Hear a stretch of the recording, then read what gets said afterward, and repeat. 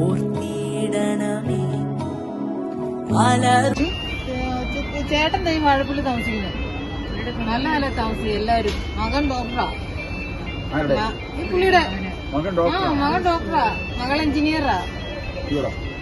കല്യാണവും കഴിഞ്ഞു. രാമണനാ ദേശത്ത് ജോലി ഉണ്ടായിരുന്നത്. വേഴപ്രക്കാരനായിരുന്നു, വിറ്റ് പോകുന്നത്. രാമങ്കേരി വേഴപ്രക്കാരനായിരുന്നു, വിറ്റ് പോകുന്നത്. ഏറ്റവും വലിയൊരു അറിയാവുന്നു.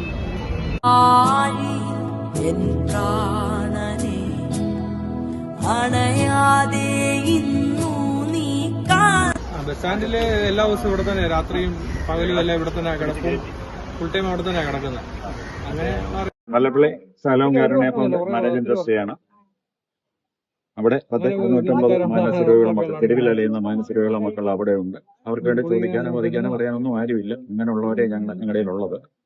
അതുപോലെ അറിഞ്ഞു ഇവിടെ ചങ്ങനാശ്ശേരിയിലെ മുനിസിപ്പൽ കൗൺസിലർമാർ ഒക്കെ വിളിച്ചു പറഞ്ഞനുസരിച്ച് ഇവിടെ പെരുന്നാൾ സ്റ്റാൻഡിൽ എത്ര ആള് കിടക്കണമെന്ന് അറിഞ്ഞു. ഇങ്ങനെ ഞങ്ങൾ ആളിനെ തിരക്കി ഞങ്ങൾ പെരുന്നാൾ സ്റ്റാൻഡിൽ വന്നു.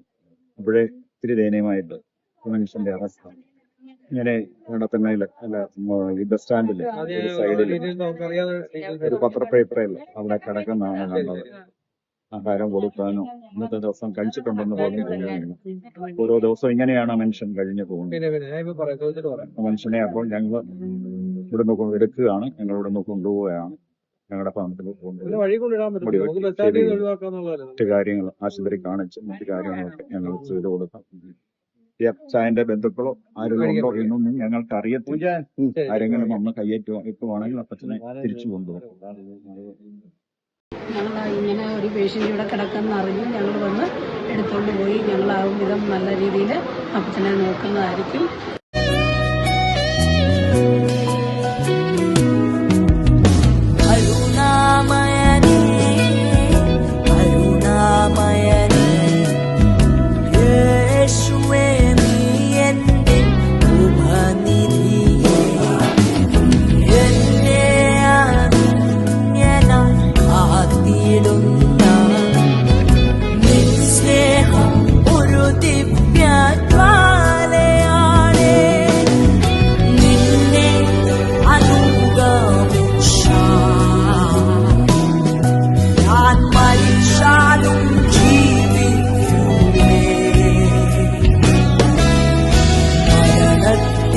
ജയിച്ചവനേ